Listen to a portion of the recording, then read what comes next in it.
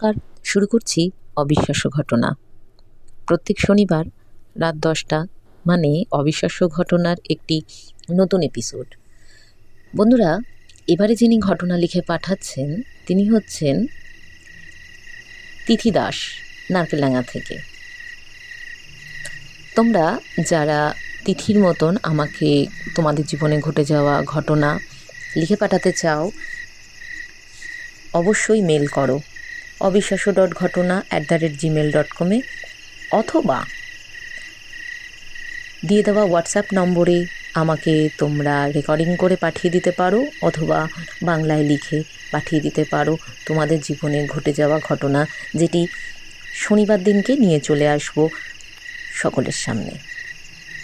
কথা না বাড়িয়ে চলে আসছি আজকের ঘটনাতে। তিথি যেভাবে লিখেছে আমি সেভাবে বলছি। আমি তিথি দাস, নারকেলডাঙ্গা থেকে লিখছি। দিদি, আমার অনেক ঘটনা আছে, কিন্তু তোমাকে যতবার ভাবি লিখে পাঠাবো, সময়ের অভাবে লিখে ওঠা হয় না। তোমার এক একটা করে ঘটনা আমি শুনি, আর আমার সামনে ঘটা ঘটনাগুলোকে মনে হয় আজই লিখে ফেলি, কিন্তু যেন সময়ের অভাব হয়ে পড়ে লিখে উঠতে পারছি না। আজ পরীক্ষা শেষ হয়েছে, তাই এই কিছুদিনের মধ্যেই ঘটে যাওয়া একটি ঘটনা তোমাকে লিখতে বসেছি। এই ঘটনাটা আমার নিজের পাড়াতে ঘটে যাওয়া একটি ঘটনা। আমাদের বাড়ির পাশে একজন মুসলিম চাচা থাকে। এই ধরো 2012 থেকে আমাদের পাড়াতে এসেছেন। আমাদের পাড়াটা পুরোপুরি হিন্দু পাড়া, কিন্তু উনি প্রথমে ভাড়া আসেন, পরবর্তীকালে বাড়িটি কিনে ওইখানে থেকে আমাদের প্রতিবেশী হয়ে গেছেন। উনি কাঁচের বিভিন্ন রকমের জিনিস তৈরি করেন, সাথে সাথে একটু আধটু ঝাড়ফুঁক করেন। বিভিন্ন রকমের জ্বর, নজর লাগা বা অন্যান্য কোনো রকম সেরকম কিছু হলে সেসব দোষও তিনি কাটান, যতটা তার সাধ্যের মধ্যে পড়ে। আমি সেদিন স্কুল যাইনি, আমার শরীরটা খারাপ ছিল। বলে রাখি দিদি, আমি এবছর ক্লাস 10-এ উঠলাম।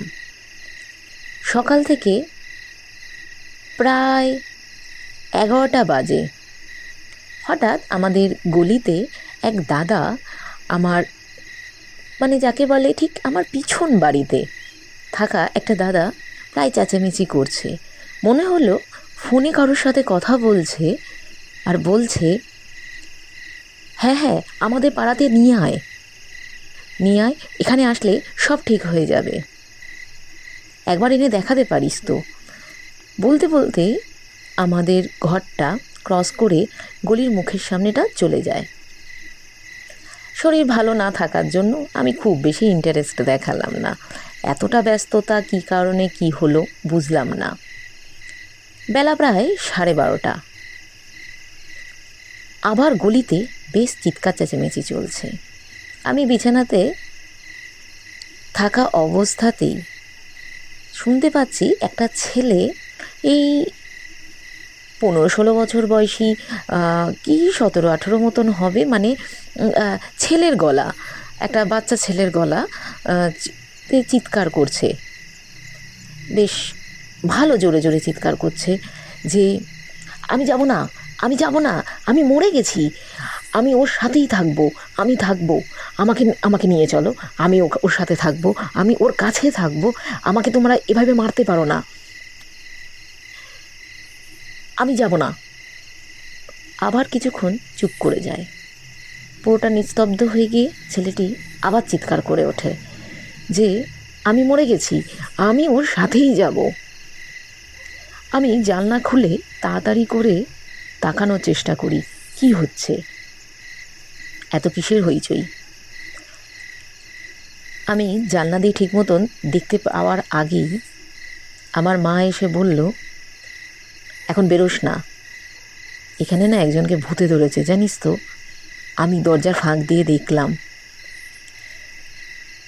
ব্যাস, আমি আর কিছু বললাম না, ও ও এরকম ভূতের ঘটনা সত্যি বলতে কি চাচা যেদিন থেকে এখানে এসছে তারপর থেকে এরকম ভূতে ধরার ঘটনা শুনেছি। বেশিরভাগ ঝাড়ফুঁক করে চলে যায়। আমরা অনেক সময় দিদি এটাকে মেন্টাল প্রবলেম হিসাবে ধরে নিই, কেননা এক ফুতে সব কিছু ঠিক হয়ে যায় এমন তো হয় না। কিন্তু এই ঘটনাটা একটু আলাদা। আমার শরীরটা ভালো না থাকায় আমিও মায়ের কথা শুনে আর বাইরে গেলাম না, কিন্তু মনে মনে ইচ্ছা হলো যে কি হয় দেখি না। মা তো দরজায় তালাচাবি দিয়ে দিয়েছে, আর যেখানে ঘটনাটা ঝাড়ফুঁকটা হচ্ছে আমার দরজার ঠিক অপোজিটে বলতে পারো। দরজা দিয়ে দিদি দেখতে পাওয়া যায়, কিন্তু দেখবোটা কিভাবে? মা তো দেখার চেষ্টা করছিল, কারণ মায়েরও তো ওই ভূতে ধরেছে চোখের সামনে, একেবারে ভূত ছাড়ানো। এটা একটা আলাদাই রোমাঞ্চকর ব্যাপার। কিন্তু না তো জানলা দিয়ে আমি দেখতে পাচ্ছি, না মা দেখতে পাচ্ছে, কারণ আমাদের পাড়ার পিছনে যত প্রতিবেশীরা সবাই বেরিয়ে চলে এসছে। ঠিক আছে, শুধুমাত্র আমরা ওই চিৎকার চেঁচেমেচি, চাচা কি একটা ভাষায় যেন কী সব বলছে সেইগুলো বুঝতে পারছি। ওনার ভাষায় উনি বলছে আর গায়ে ফু দিচ্ছে, আর মানে খুব করে চিৎকার করে উঠছে, মাঝে মধ্যে জলেরও ছেটা দিচ্ছে। মেয়েটি হঠাৎ করে মানে কি বলবো তোমাকে, দরজার মধ্যে এসে ধাক্কা দিলে যেরকম একটা আওয়াজ হয়, পুরো আমাদের দরজাতে যেন মনে হলো দাম করে কিছু একটা মারলো। সবাই বলে উঠলো, নে ধর ধর ধর, ওকে ধর, ওকে ধর বলে ওকে ধরা হলো। কিছুক্ষণ বাদে মাটিতে পড়ে গেলে যেমন হয় ঠাস করে একটা ভারী কিছু যদি পড়ে যায়, সেরকম গলির মধ্যে আছাড় খেয়ে যেন মনে হলো কেউ শুয়ে পড়লো। কিছুক্ষণ সব চুপচাপ, তার কারণ হচ্ছে সেন্সলেস হয়ে গেছে। ওকে মুখে চোখে জল দাও জল দাও করে কেউ জল দিচ্ছে, দিয়ে ঠিয়ে তার জ্ঞান ফেরানো হলো। চাচাও তার মন্ত্র থামায় না। মন্ত্রের মাঝখানে মাঝখানেই প্রশ্নগুলো শুনতে পাই। চাচা বলছে, তুই কে, কোথা থেকে এসছিস? কিন্তু এ এমন ধরনের জেদি কিছু ধরে রেখেছে যেটা একেবারেই ছাড়াতে নারাজ। কোনো উত্তর করে না, কিছুতেই উত্তর দেয় না কে কোথা থেকে ধরেছে। ছাড়তে বললে ঘাড়টাকে নাড়িয়ে ইশারায় বলে ছাড়বো না। অনেক কষ্ট করে ওকে ধরেছি, এত তাড়াতাড়ি ছেড়ে দেবো? বেশ গুরুগম্ভীরভাবে বলে ওঠে। এমন কিছুর মাঝখান থেকেই চাচার শেষ জলপড়া দিয়ে ওকে শান্ত করা হয়। কারণ যখন অজ্ঞান হয়ে যায়, যখন শেষবারের মতন অজ্ঞানটা হয় আমাদের বাড়ির সামনে, তখন প্রায় সন্ধ্যা 6টা, 12:30 থেকে সন্ধ্যা 6টা পর্যন্ত গলিতে যেন হুলুস তুলুস মারপিট কাণ্ড যেন চলছে। কেউ বলে ওকে ডাক্তারের কাছে নিয়ে যাও, কেউ বলে যে এই সব এখানে হবে না, ওকে কোনো বড় পীরের কাছে নিয়ে যাও। এই সব কিছুর মাঝখান থেকে মেয়েটি কিছুক্ষণের জন্য শান্ত হয় এবং যেন মনে হলো হালকা আওয়াজে এদিক ওদিক থেকে শুনলাম হ্যাঁ বলল, যেন ছাড়বে। এটা গেল প্রথম দিনের ঘটনা। পাড়ার লোকজনের মধ্যেও অনেক চিৎকার চেঁচামেচি চলছে যে পাড়াতে আমরা সবাই থাকি, আমরা ছেলে মেয়ে নানা রকমভাবে সংসার, আমাদের ভাই বোন, কী জানে বাবা, এই ভূত আবার ছেড়ে দিয়ে আমাদের গলিতেই থেকে না যায়।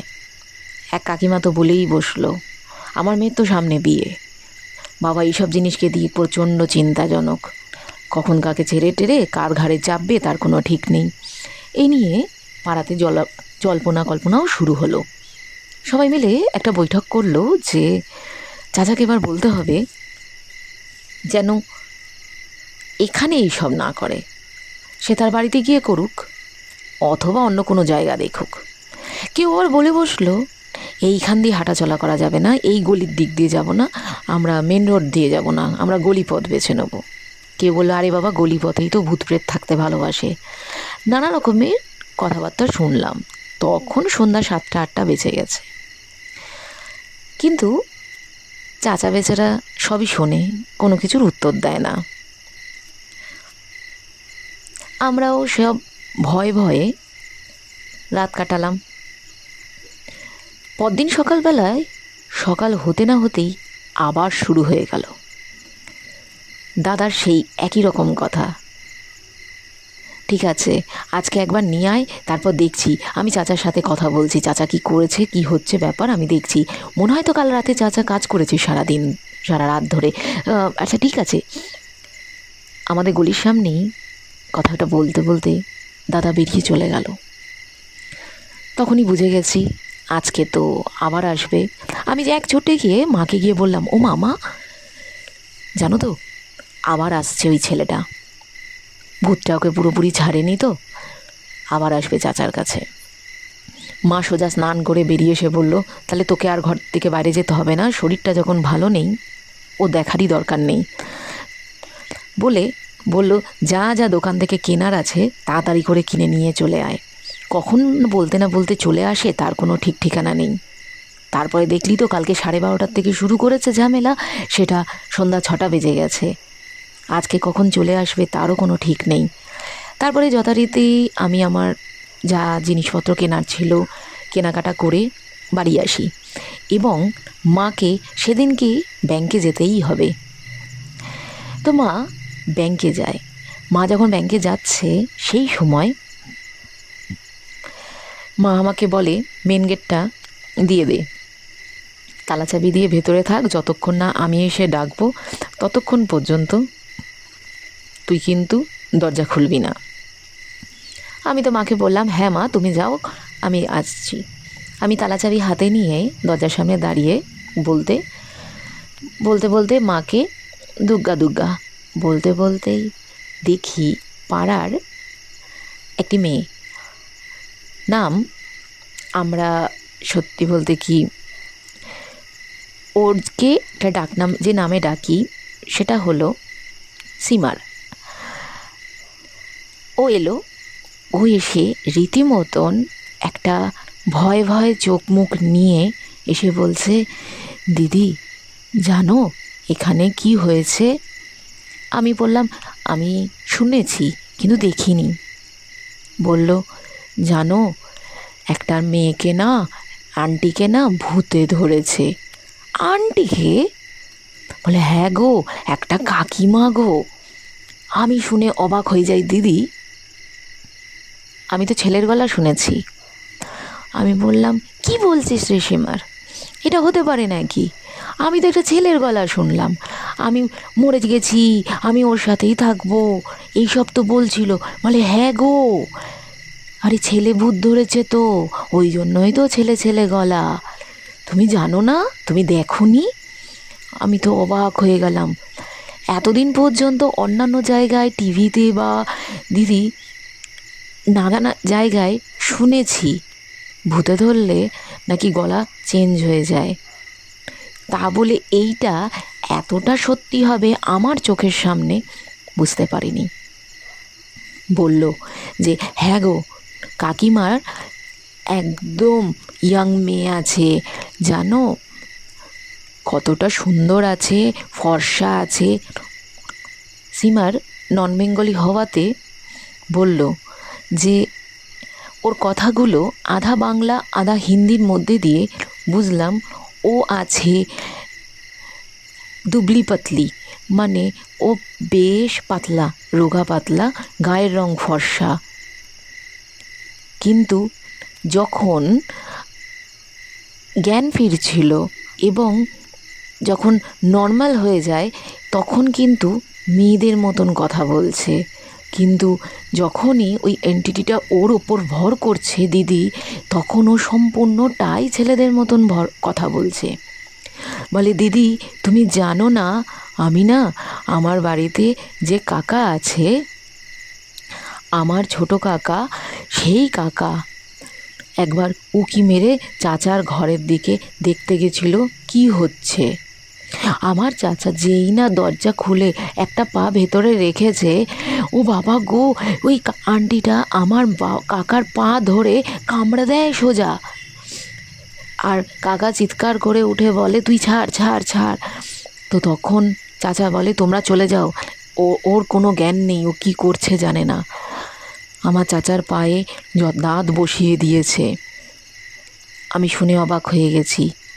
শুধু তাই নয়, শুনলে আরও অবাক লাগবে, ওর যে হাজব্যান্ড আছে না, তাকেও না নখ দিয়ে আঁচড় দিয়ে কত কত কাটা কাটা দাগ করে দিয়েছে। আমি না দেখে নিয়েছি। আমি বললাম, তাই? আমি সব কিছু শুনেছি জানলা দিয়ে, কিন্তু আমি ভেতর দিয়ে দেখিনি। ও বলতে শুরু করলো, সীমার, আরে আমি তো তোমার দরজার সামনেই কালকে দাঁড়িয়েছিলাম, এখান দিয়ে তো সব দেখছিলাম। আমি অবাক হয়ে গেলাম যে, ও বাবা, তুই কি বলছিস? বলে কি, হ্যাঁ আরও অনেক কিছু আছে। বলতে বলতেই দেখি ওর দাদি চলে আসে এবং বলে, এখানে দাঁড়াস না, সোজা ঘরে চল। বলে ও হয়তো সীমার আরও কিছু বলতো, সীমারের দাদি সীমারকে নিয়ে চলে যায়। আর আমিও বেশি সময় না নিয়ে দরজায় তালাচাবি দিয়ে ঘরে বসে পড়ি। তারপর মা আসতে দরজা যখন খুলি, ঠিক দুপুর এই 1-1:30 নাগাদ আমার কাকা আসে। কাকা এসে আমার বাড়িতে মাকে ডাকছে, বৌদি বৌদি, কি খবর, কেমন আছেন, রান্নাবান্না হয়ে গেছে? এই কথাটার ভেতরেও যেন কাকার কেমন একটা আলাদা উত্তেজনা। আমার মা তো বলে, হ্যাঁ এই তো রান্না করে উঠলাম, আজ ছিলাম না, তাই দেরি হয়ে গেল রান্না করে উঠতে। বলে, বৌদি একটা জিনিস দেখলাম, খুব আমি তো রীতিমতন ভয় পেয়ে গেছি। মা জিজ্ঞাসা করে বসলো, কেন, কি দেখলেন ঠাকুরপো? বলতে বলে, একটা বউকে, বেশি বয়স না, অল্প বয়স, ও মা গো, গাড়ির থেকে নামছে, সে সোজা হয়ে দাঁড়ায় না, হামাগুড়ি দিতে দিতে নামছে, ঘাটটাকে পুরো বেঁকিয়ে। আর ওকে ওর বর ধরতে গেলে, ওর হাজবেন্ডটার বেচারা ধরতে গেলে, ওকে দাঁত দিয়ে হাঁকড়িয়ে নখ দিয়ে আঁচড়িয়ে কি যাচ্ছে তাই অবস্থা করছে। এই তো এই যে চাচার ঘরে এসে ঢুকলো, আমি দেখলাম। এই তো, আপনারা কিছুই জানেন না? তখন মা বলল, ওকে ভূতে ধরেছে, এই তো কালকে থেকে এইটা হচ্ছে। বলে, আমি তো এই প্রথমবার দেখলাম যে সত্যিকারে ধরেছে, ও হামাগুড়ি দিচ্ছে, হাঁটছেই না। বলে, কালকের থেকে তো খুব চিৎকার চেঁচামেচি করছে। শুনলাম নাকি ওকে যে ধরেছে সেটা একটা ছেলে ভূত ধরেছে। আমরা তো জানতাম একটা ছেলে এসছে যাকে ভূতে ধরেছে, পরে আজকে তো